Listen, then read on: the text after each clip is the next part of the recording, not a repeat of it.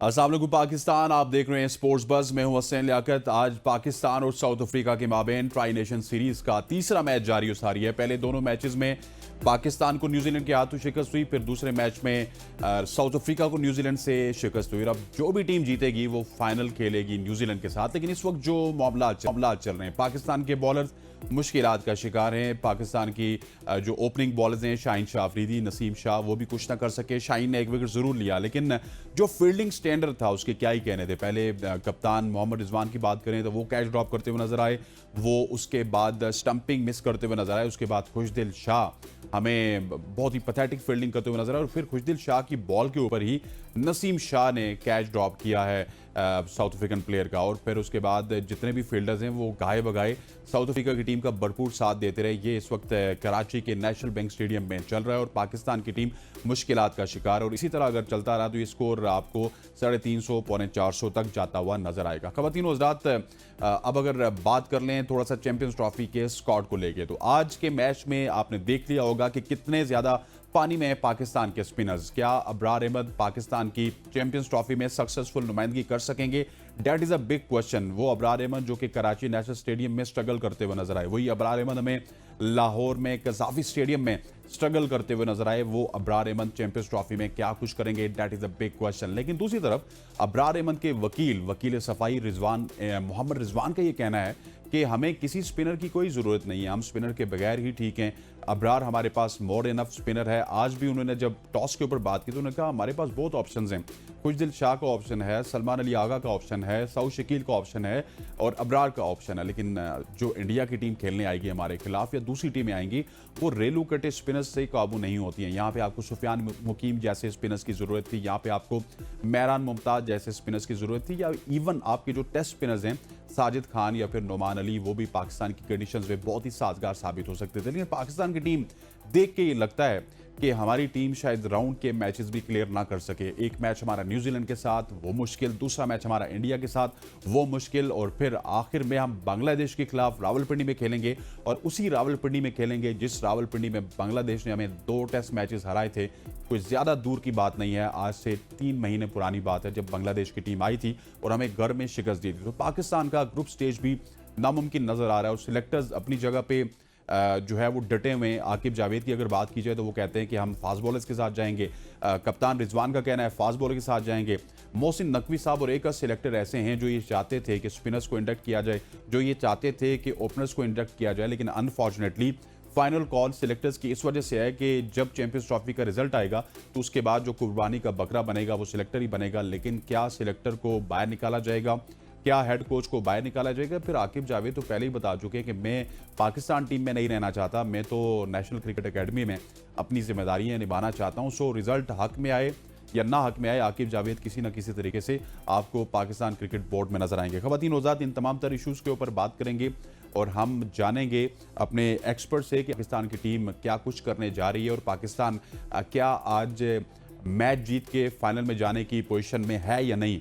नसीम राजपूत साहब हमारे साथ मौजूद है, सीनियर स्पोर्ट्स जर्नलिस्ट। नसीम भाई, thank you so much for joining us. Naseem भाई, it's very unfortunate, we are playing in Pakistan, we are playing in Karachi, but लग ये रहा है कि हमें शायद ऑस्ट्रेलियन कंडीशंस में खिलाया जा रहा है। बहुत ही ज्यादा पैथेटिक इस वक्त परफॉर्मेंस है पाकिस्तान क्रिकेट टीम की।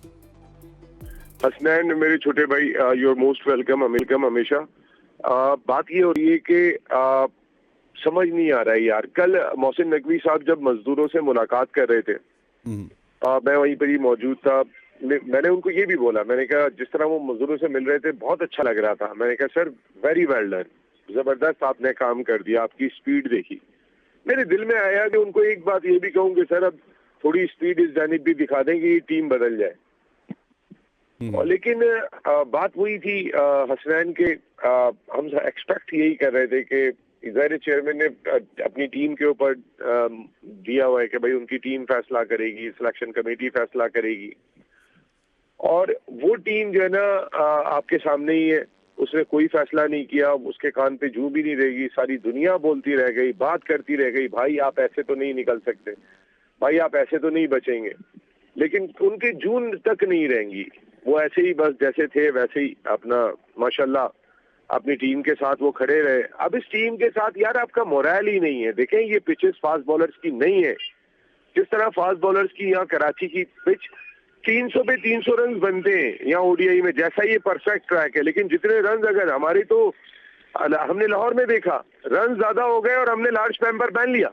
मैं एक मजाक में एक बात कह रहा हूँ आपको कि हमें समझ ही नहीं आया हमने क्या किया, और हम जो है वो डर गए, हम खौफजदा हो गए। अगर एक फखर जमान के आप रन हटा दें तो बाकी बैटर्स ने क्या किया, वो तो शेल से निकले ही नहीं। ये देख के खौफ आ रहा है। हसनैन, आपकी फास्ट बॉलिंग जो है वो किसी काबिल भी नहीं है इन पिचेस के ऊपर, और खासकर आपके डेथ ओवर्स के बॉलर कौन है।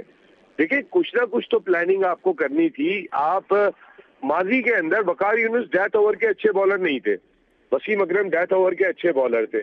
टीम की प्लानिंग हुआ करती थी। उन्होंने सकलैन को डेथ ओवर का बॉलर बनाया, फिर डेवलप किया। वो आखिर में अपने दूसरा की वजह से विकेट भी लिया करते थे और इफेक्टिव भी करते थे। कोई तो प्लानिंग नजर आई थी ना यार। बिल्कुल, एक प्लानिंग दिखाई दी थी, एक चीज दिखाई दी थी, वो दिखाई नहीं दे रही यार यहाँ पे। अच्छा, फास्ट बॉलर्स की तो नसीम भाई बिल्कुल आप ठीक कह रहे हैं, फास्ट बॉलर्स की फॉर्म उस तरह से नजर नहीं आ रही, लेकिन आज नसीम ने बाय द वे बहुत ही अच्छी बॉलिंग की है। एक दो वेवर्ड डिलीवरीज थी, लेकिन नसीम की बॉलिंग की तारीफ करें। सर, स्पिनर्स के ऊपर मैं बात करना चाहूंगा। Abrar Ahmed, Abrar Ahmed, Abrar Ahmed, mystery mystery mystery, ये हम पिछले 2 साल से सुनते आ रहे हैं। अनफॉर्चुनेटली वो मिस्ट्री हमें नजर नहीं आ रही उनकी बॉलिंग में, और वो क्या कहते होते, थोक के हिसाब से रन्स खा रहे हैं। अगर हम अबरार के ऊपर तकिया करके एक ही स्पिनर लेके जाएंगे और वो भी इस तरह की परफॉर्मेंस देगा, तो सर फिर तो हर टीम हमारे खिलाफ 400 रन बनाएगी। देखिए, पिछले मैच में अबरार ने 41 रन दिए, एक आउट भी किया। सबसे आपका इकोनॉमिकल बॉलर था, क्योंकि पिच में कहीं कहीं स्पिनर के लिए भी कुछ मौजूद था। कराची में तो बॉल टर्न भी नहीं लेता। कराची की जितनी खुश्क पिच होती है, यहाँ पर स्पिनर्स के लिए बहुत कम मौके होते हैं। एक अबरार काफी नहीं था। देखिए, चले आपने, खुदा का शुक्र है आपने एक जेन्युइन स्पिनर तो रख लिया, वो भी नहीं रखते तो हम क्या कर लेते यार। लेकिन अबरार की परफॉर्मेंस पे क्वेश्चन मार्क जरूर है। आपकी बात बिल्कुल ठीक है। जो परफॉर्म कर रहे थे वो कोई भी नजर नहीं आए। देखिए, आप थोड़ा सा आउट ऑफ द बॉक्स जाके सोचते, वो उनके प्लेयर्स नहीं थे ना, तो वो शमसी को, तबरेज शमसी को 3 साल के बाद, 2.5 साल के बाद टीम में वापस ले आए, क्योंकि उनके प्लेयर्स नहीं थे, उनको उसकी जरूरत थी। यार आप नोमान साजिद, 2 आपके ऐसे स्पिनर थे जिनका कॉन्फिडेंस बहुत ऊपर है, जिनका कॉन्फिडेंस बहाल है, तो आपको ये 2 स्पिनर क्यों नहीं दिखाई दिए? मैं एक बात कह रहा हूँ, घूम फिर के वही शादाब अगर दिखाई देता तो शादाब दिखाई दे जाता, नहीं क्यों नहीं दिखाई देते? आप पक्के स्पिनर्स के साथ मैदान में उतरे। देखें न्यूजीलैंड की टीम, देखें ब्रेसवेल, उनके साथ सैंटनर कैप्टन, और उसके बाद रविंद्रा।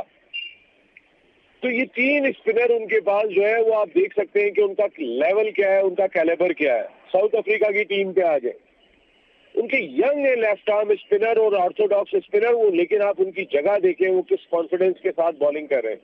स्ट्रगल कर रहे हैं तो हम कर रहे हैं, क्योंकि हमने पता नहीं टीम क्या बनाई है, हमने टीम के साथ मैदान में उतरे, समझ में नहीं आया। सारी दुनिया, यदि न्यूजीलैंड को हमारी कंडीशन का पता है, साउथ अफ्रीका को हमारी कंडीशन का पता है, हमें नहीं पता यार। ये जोक नहीं है तो क्या है? आप मुझे इतना बता दो मियां साहब, ये मजाक नहीं है तो क्या है? बिल्कुल ऐसी है नसीब भाई। अच्छा, ये मजाक तो हो रहा है, लेकिन इसी मजाक के दरमियान वो डेडलाइन भी निकल चुकी है, और कल तक की डेडलाइन थी या आज तक की डेडलाइन थी, व्हाट्सएवर। ये बताइएगा कि अब डेडलाइन के बाद तब्दीली तो हो नहीं सकती। यही आपके पास मोरे हैं, यही आपके पास घोड़े हैं, यही आपके पास प्लेयर हैं, यही आपके पास सुपरस्टार हैं, जिनको लेके आप चैंपियंस ट्रॉफी 2025 पे जाएंगे। अब इस टीम को देखते हुए नसीम भाई, और हालिया परफॉर्मेंसेस को देखते हुए, क्या आपको लगता है कि हम ग्रुप स्टेज में बांग्लादेश को भी शिकस्त दे सकते हैं? बहुत मुश्किल हो जाएगा। मैं आपको बिल्कुल सच्चाई से बता रहा हूँ। हमारी टोन सेट होगी, जो पहला मैच हम न्यूजीलैंड के खिलाफ खेलेंगे पाकिस्तान में 19 तारीख को, वो हमारी चैंपियंस ट्रॉफी में परफॉर्मेंस की टोन सेट करेगा मियां साहब। और अगर अगर अगर आपकी टोन थोड़ी सी भी खराब हो गई ना, आपको बहुत मार पड़नी है इंडिया में, बहुत मार पड़नी है। आप बस इस बात को पाकिस्तान क्रिकेट बोर्ड का थिंक टैंक सोच ले। वो शिकस्त ऐसी होती है कि जो हमेशा याद रहती है, वो हजम ही नहीं होती, न शायकीन को हजम होती है, न किसी को हजम होती है। और ये टीम तो जिस तरीके से खेल रही है, तो बहुत बुरी तरीके से हारती भी रही है अगेंस्ट इंडिया। इनका कोई मुकाबला इंडिया से ऑन पेपर भी दिखाई नहीं दे रहा, और अब तो पहले ऑन पेपर और फिर अपनी कंडीशन पे भी दिखाई नहीं देते। देखे, इमारात में जितनी क्रिकेट हमने खेली है, इतनी इंडिया ने नहीं खेली। हमने तो जिस पाकिस्तान में टीमें नहीं आ रही थी, अपनी सारी होम सीरीज इमारात में खेली है। जितना हमें इमारात की कंडीशन का पता होना चाहिए, इतना तो शायद किसी को भी पता नहीं होना चाहिए। जितना हमें समझ होनी चाहिए उतनी तो किसी को भी समझ नहीं होनी चाहिए। लेकिन इमारात की कंडीशन में अब इंडिया पाकिस्तान के खिलाफ फेवरेट की हैसियत से आगाज करेगा। अल्लाह न करे अगर आज का मैच पाकिस्तान नहीं जीता, आपको पता है आपके मुल्क में ट्राई सीरीज हो रही है और पाकिस्तान बाहर बैठ के फाइनल देख रहा हो, तो फिर आप किस मोराल के साथ वो जाएगा चैंपियंस ट्रॉफी में? इसकी वजह ये कि यार आपने टीम के साथ इंसाफ नहीं किया। आप अगर टीम के साथ इंसाफ कर जाते तो इंसाफ हो जाता। आपने देखें जहां पे हमेशा होता है ये हसनैन के जब आपकी नीयतें सही नहीं होती ना, वहां पे आपको रिजल्ट अच्छे नहीं मिलते। मुझे यहाँ पे नीयतें सही नहीं लगी। और नसीम भाई, अगर नीयत आपकी ठीक हो ना, तो आपको सेमीफाइनल में रोमान रेस भी आके आपकी विकेट्स लेके देता है, मैच विनर बनता है। नसीम भाई हमारे साथ रहिएगा, यहाँ पे एक शॉर्ट सी कमर्शियल ब्रेक लेते हैं, बाद वापिस हाजिर होते हैं stadium. Welcome back to sports buzz. Naseem Rajput साहब हमारे साथ मौजूद हैं, वो नीयतों की बात कर रहे थे। नसीम भाई, नीयत से मुझे याद आया कि आपने कल आकिफ जावेद को टीम में शामिल किया हारिस की जगह, लेकिन अनफॉर्चुनेट ये है कि हम जब किसी को भी टीम में शामिल करते हैं बैकअप के तौर पे, उसको आजमाते नहीं हैं। बनता तो ये था कि किसी तरह से अपने मेन बॉलर को आप बैठाते, आकिफ जावेद को मौका देते। वैसे भी आपके मेन बॉलर्स तो इतनी फॉर्म में मौजूद नहीं है, तो आपके पास फिर वो जो एक अनसर्टेनिटी है हारिस को लेके, वो भी खत्म हो जाती है। लेकिन अनफॉर्चुनेटली हम लोगों को सिलेक्ट कर लेते हैं लेकिन उनको मौका नहीं देते। ये नीयतों का फतूर पाकिस्तान क्रिकेट टीम में कब तक रहेगा? ये हकीकत बात है। देखिए ना, शाहीन बहुत अच्छा बॉलर है, हमारा मेन बॉलर है, इसमें कोई शुबा नहीं है। 3 आउट करके जरूर वो देता है। पिछले मैच में वो एक्सपेंसिव रहा। आपका वो डेथ ओवर में बॉलिंग नहीं करता। आपकी प्लानिंग ही नहीं थी कि अगर हारिस रऊफ अनफिट हो गया है तो डेथ ओवर में कौन बॉलिंग करेगा। लेकिन शाहीन चैंपियंस ट्रॉफी की ऑब्वियस चॉइस है कि उसने खेलनी है। ये नहीं होगा कि वो चैंपियंस ट्रॉफी से बाहर होगा। अगर वो आपकी ऑब्वियस चॉइस है तो आपको यहाँ आकिफ को मौका देना चाहिए था। नसीम और शाहीन दोनों ऑब्वियस चॉइस है आपकी कि यार उन्होंने तो खेलना ही खेलना है। तो अगर वो दोनों थे तो आप उनको एक मैच में रेस्ट देके देखते हैं। लेकिन आपके साथ मसला ये, पिछला मैच आप न्यूजीलैंड से हार गए, लेकिन हसनैन की जगह पे भी मौका दिया जा सकता था। आप ये जरूर चेक कर लेते। मेरे ख्याल में हसनैन को अगर आपने टीम में रखा है तो हसनैन को नहीं बाहर करना था। नसीम शाह या शाहीन शाह अफरीदी में से एक को रेस्ट देके आप मैच जरूर जो है वो खेलते और आकिफ को मौका देते। आकिफ जावेद अभी बांग्लादेश में भी अच्छा परफॉर्म करके आ रहा है। उसने कई जगहों पे खुद को अच्छा साबित किया है। तो मेरा ख्याल है आकिफ जावेद को मौका मिलना चाहिए था। आकिफ जावेद को मौका ना देना पाकिस्तान क्रिकेट बोर्ड के थिंक टैंक की गलती है। यार आकिफ जावेद, अब मुझे ऐसा लग रहा है कि जैसे वो जो कुछ फतुआत में ना वो दिमाग थोड़े से जरा आसमान पे चले जाते हैं। कुछ ऐसी फीलिंग आ रही है कि बस जो मैं कह रहा हूँ बस वही सही है। ऐसा नहीं होता।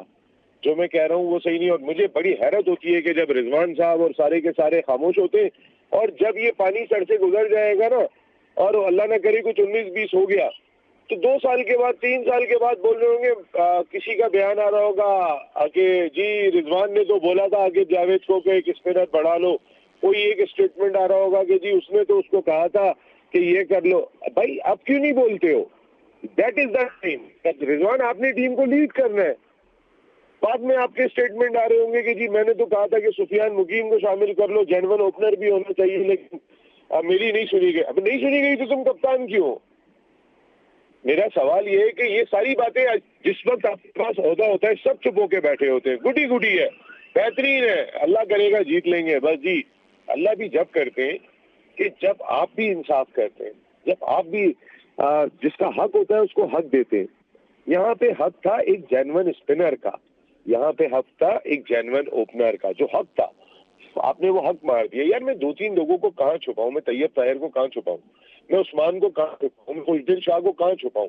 कहाँ लेके जाऊं इनको? यार मैंने क्या टीम जो है वो अपनी तरतीब दी। मुशरफ को तो कहते हुए भी डर लगता है भाई, या खुदा ना खास्ता कोई सुन ना अच्छा ले। सर, थोड़ा सा ओपनर्स के ऊपर आपने बात की है, तो बाबर आजम आपके ओपनर हैं, नए ओपनर ओडीआई क्रिकेट के। बाबर आजम 2023 में एशिया कप में आखिरी दफा उन्होंने सेंचुरी लगाई थी। उसके बाद आज तक बाबर आजम सेंचुरी नहीं लगा सके, क्योंकि उनकी 19वीं सेंचुरी थी। पूरी कौम को यह इंतजार था वो 20वीं सेंचुरी लगाएंगे, सईद अनवर का रिकॉर्ड बराबर करेंगे, उसके बाद उसको तोड़ेंगे। लेकिन अनफॉर्चुनेटली एक स्याह बादल है बाबर की फॉर्म के ऊपर, वो छटने का नाम नहीं ले रहे। इसकी क्या वजह है और क्या बाबर इसी तरह रहेंगे चैंपियंस ट्रॉफी में भी? बाबर को आपने ओपन करा के गलती की किंग करने का। अरे भाई, किंग अभी किंग नहीं है यार, इस बात को समझो। किंग कभी था, अभी किंग वाली सूरत हाल उसकी नहीं है, उसकी फॉर्म नहीं है। वो आपका अब भी ओडीआई का नंबर 1 बैटर है। किस नंबर पे वो नंबर 1 बैटर है? तीसरे। 1 डाउन पोजीशन पे। उसने ओडीआई के अंदर ओपनिंग नहीं की। आप एक सेटल बैटर जो दुनिया में नंबर 1 है, आपने उसका नंबर बदल दिया क्योंकि आपके पास जेन्युइन ओपनर नहीं था। आप ओपनिंग किससे कराएं? आप खुद परेशान हो गए। लेकिन रिजवान साहब, आप क्या कर रहे हैं यार? Why not? आप आओ ना, फ्रंट से लीड करो ना, जैसे 1992 वर्ल्ड कप में इमरान खान ने भी किया था यार। 3 नंबर पे बैटिंग करने आए थे, उस वक्त बैटिंग नहीं थी। उन्होंने कहा था कि मुझे लीड करने की जरूरत थी और उन्होंने लीड करके पाकिस्तान को वर्ल्ड कप जिताने में रोल प्ले किया था, बहुत बड़ा रोल प्ले किया था। तो मैं इनकी भी यही बात कह रहा हूँ कि रिजवान साहब, आप सारी जिंदगी जो है वो T20 में ओपन करना पसंद करते हैं। उस्मान मुल्तान सुल्तान से अगर सेंचुरी बना देता है तो वो भी ओपनर हट जाता है, आप नहीं हटते। आप उसको 3 से 4 पे भी ले आते हैं क्योंकि आपको अपनी जगह के भी लाले पड़ते हुए नजर आते हैं। आप क्यों नहीं ओपन कर रहे भाई? आप करें ना, फ्रंट से आके लीड करें। आप टीम के कप्तान है, इस टीम में स्पिनर नहीं है, इस टीम में जेन्युइन ओपनर नहीं है, तो आप क्यों नहीं लीड करते हो? ओडीआई से, T20 से आपने ओपनिंग की स्लॉट छोड़ना नहीं है। वहां पे बाबर 3 पे आ जाएगा, आप ऊपर खेलेंगे। और यहाँ पर पता चलता है कि बाबर अब ऊपर चला जाता है, आप ऊपर नहीं आते। तो फॉल्ट है। देखिए, आउट ऑफ द बॉक्स फैसले करने पड़ते हैं। ऐसा नहीं होता कि हम जो एक प्लान बना के दें और उसी पे हमें अमल करना पड़ता है। मेरे ख्याल में पाकिस्तान टीम को कप्तान खुद ओपन आके एक सॉलिड पैगाम देता, एक मजबूत पैगाम देता, और वो पैगाम ये होता कि यार परेशान होने की जरूरत नहीं है, बिल्कुल परेशान होने की बिल्कुल जरूरत ऐसे नहीं ही। है। अच्छा नसीम भाई, मुझे हम ये है। बताइए कि एशिया कप में, बिल्कुल कप्तानी वाला बात तो आपने ठीक की, एशिया कप में हमने बड़ी उम्मीदें लगाई, उस पर पानी फिरा। वर्ल्ड कप में भी हम जब गए तो उस वक्त हम नंबर 1 नंबर 2 टीम थे, प्लेयर हमारे नंबर 1 थे, बॉलर भी बैटर भी, वहां पे भी मायूसी हुई। इस वक्त तो कोई उम्मीद नहीं लगा सकता पाकिस्तान क्रिकेट टीम से। और आपका बड़ा वसी तजुर्बा है, आपने 30-35 साल हो गए इसी 10 की स्याही में आपने अपने बाल सफ़ेद किए। क्या पाकिस्तान की टीम में अभी भी वो कैपेबिलिटी है जो पुरानी पाकिस्तान की टीम में होती थी कि जब इससे उम्मीदें खत्म हो जाती थी तो ये आउट ऑफ द बॉक्स जाके परफॉर्म करती थी? क्या अभी भी इस तरह का कोई अवाम को देखने को मिलेगा चैंपियंस ट्रॉफी में पाकिस्तान टीम की जानिब से? यार, उस वक्त इंसाफ के तकाजे पूरे किए जाते थे। जब आप इंसाफ के तकाजे पूरे करते हैं, आपकी नीयतें बिल्कुल ठीक होती हैं, आपको पता होता है कि यार मेरा जो फैसला है इससे बेहतर फैसला मुल्क के लिए हो नहीं सकता। उस वक्त इतने नक्काद नहीं होते तनकीद करने वाले। जब अच्छी चीज होती है कोई तनकीद नहीं करता। आज तो खैबर से लेकर चमन तक इस टीम को हर आदमी क्रिटिसाइज करता हुआ दिखाई दिया, लेकिन किसी के कान पे जू नहीं रहेंगी। अगर 1992 वर्ल्ड कप हम जीतने में कामयाब हुए थे तो हमारी उस टीम को आप देखेंगे तो उस टीम के अंदर सारे नए प्लेयर्स थे। वकार यूनुस उस वक्त हमारा मेन बॉलर था, वो अनफिट हो गया था। जावेद मियादाद के बारे में डाउट था कि वो फिट है या नहीं फिट है, लेकिन टीम पक्की ही लेके गए थे उस वक्त जो अवेलेबल थे। हालांकि वो 11 से ही खेले, उसमें ना तो इकबाल सिकंदर को इतना मौका मिला, ना वसीम हैदर को इतना मौका मिला, ना जाहिद फजल को इतना मौका मिला। खेले 11 ही थे, लेकिन नियत थी, एक सोच लेके गए थे यार वसीम हैदर ऑलराउंडर है, ऑलराउंडर की जरूरत पड़ेगी। जाहिद फजल इंजमाम की तरह बड़ी हिट मार लेता है, इसलिए लेकर गए थे। 90 मीटर की बाउंड्री है, कोई ना कोई एक चीज दिमाग में रख के लेके गए थे। Iqbal Sikandar right arm leg break bowler है, मुश्ताक को कुछ हो जाता है तो हमारे पास इकबाल सिकंदर की सूरत में ऑप्शन मौजूद है। ये तमाम की तमाम चीजें जो है ये उस वक्त भी बताई गई थी। अब मुझे सिर्फ ये बता दें, अब मुझे यार तैयब ताहिर किसका मुतबादिल है? उस किस वजह से लिया है? उस्मान खान किस वजह से लिया है? खुशदिल शाह की कैसे वापसी हो गई? फहीम अशरफ कैसे ले लिया? जब मैं 4-4 खिलाड़ियों के ऊपर सवाल उठा रहा हूँ और मुझे कोई जवाब नहीं मिल रहा होगा, मैं 5 फास्ट बॉलर्स के साथ क्या ऑस्ट्रेलिया या साउथ अफ्रीका में खेलने जा रहा हूँ? मैं कहाँ पे खेलने जा रहा हूँ? मेरी कंडीशन तो ये नहीं है, मेरी कंडीशन तो कुछ और कहती है। मैं तो अपनी कंडीशन के हिसाब से भी तैयारी नहीं कर रहा। मेरी कंडीशन को 7 समंदर पार बैठा हुआ न्यूजीलैंड समझ जाता है, मेरी कंडीशन को ऑस्ट्रेलिया समझ जाता है, मेरी कंडीशन को साउथ अफ्रीका समझ जाता है, ऑस्ट्रेलिया समझ जाता है, न्यूजीलैंड मैं ही नहीं समझता। जब मैं नहीं समझता तो इसका मकसद है कि शायद या तो मेरी अपनी समझ काम नहीं कर रही है, मैं किसी पे कोई इल्जाम नहीं लगा रहा। या मेरी अपनी समझ काम नहीं कर रही है, या आपको समझाया नहीं जा समझना नहीं चाह रही है, या सिफारिशें बहुत ज़्यादा आती हैं। Senior sports journalist Naseem Rajput साहब हमारे साथ मौजूद थे। Sir, thank you so much for joining अस। ख़वातीन और हज़रात, आज के स्पोर्ट्स पर से इतना ही। इंशाल्लाह फिर मुलाकात होगी, तब तक के लिए अल्लाह हाफ़िज़।